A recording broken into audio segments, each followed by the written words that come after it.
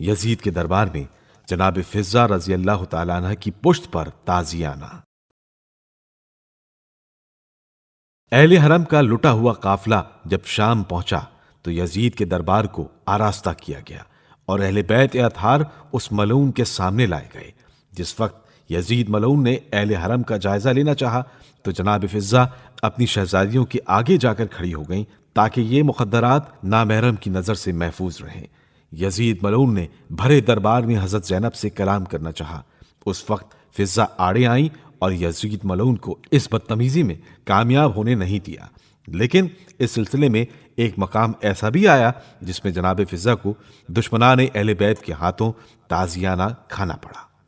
علامہ محمد علی کاظمینی تحریر فرماتے ہیں کہ حضرت زینب کو دربار شام میں 30 کنیزیں اپنے حلقے میں لیے ہوئی تھیں۔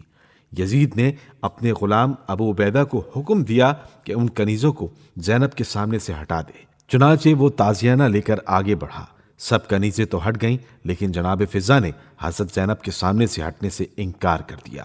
تب ابو عبیدہ نے غصے میں ایک ایسا تازیانہ جناب فضہ کی پشت پر مارا کہ وہ زمین پر گر پڑی۔ ہر مقام پر حضرت فضہ نے اہل بیت رسول علیہ السلام کا خیال رکھا اور ان کا دفاع کرتی رہیں، چاہے وہ دربار ابن زیاد ہو یا دربار یزید یا شام کا زندان۔ قید شام سے رہائی کے بعد آپ اہل بیت علیہ السلام کے ہمراہ مدینہ منورہ تشریف لائیں اور 63 ہجری تک آپ کا مدینہ منورہ میں موجود ہونا ثابت ہوتا ہے۔ حضرت فضہ رضی اللہ تعالیٰ عنہ کی دعا اور حضرت فاطمہ علیہ السلام کی شہادت کا واقعہ بیان کرنا۔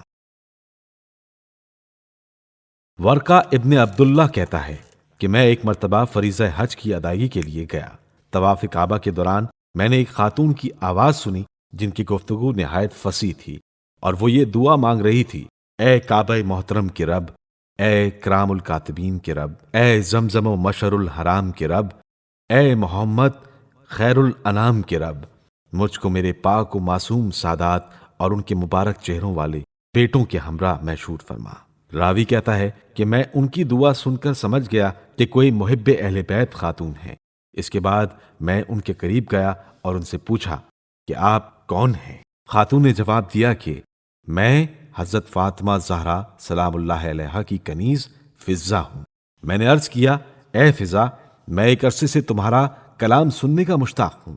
اے بی بی، میں تم سے ایک سوال کرنا چاہتا ہوں، تم مہربانی کر کے طواف کے بعد فلاں مقام پر آ جانا، میں وہیں حاضر ہو کر سوال کروں گا۔ چنانچہ طواف کے بعد وہ مقررہ مقام پر پہنچ گئیں تو میں نے عرض کیا: اے فضہ، مجھے بتاؤ کہ رسول اکرم صلی اللہ علیہ وآلہ وسلم کے وصال کے بعد ان کی بیٹی فاطمہ زہرا سلام اللہ علیہا پر کیا گزری؟ یہ سننا تھا کہ فضہ کی آنکھیں آنسوؤں سے چھلک اٹھیں اور چیخ مار کر گریہ کرتے ہوئے کہنے لگیں: اے ورقہ، تم نے ہمارے غم کو تازہ کر دیا اور ہمارے دل کو زخموں سے بھر دیا۔ اے ورقہ، تم کو کیا بتاؤں کہ سیدہ پر کیا گزری؟ اچھا سنو۔